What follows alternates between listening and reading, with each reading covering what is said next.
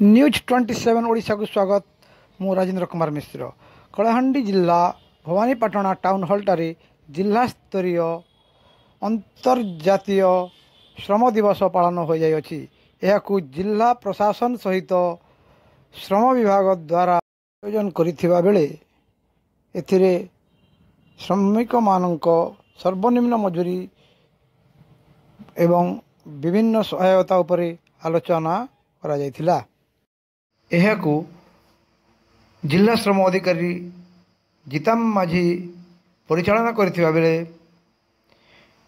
अतिरिक्त जिलापाल श्रीयुक्त तन्मय कुमार दरवान अध्यक्षता करथिले।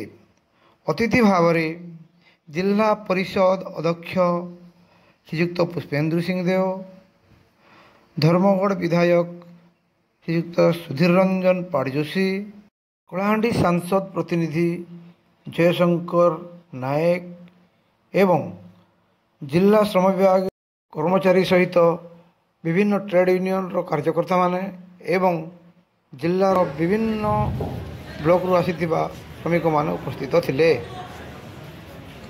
हो अन्य माने जो जमती सेटा में कलाहांडी में कृतकार्य हिसाब से आम श्रम विभाग जितने भी अफिसर अच्छा समस्त को जमती कि न्याय पाइपर सर्वनिम्न पाइपर ठेकेदार से शत प्रचेषा चेष्टा कर।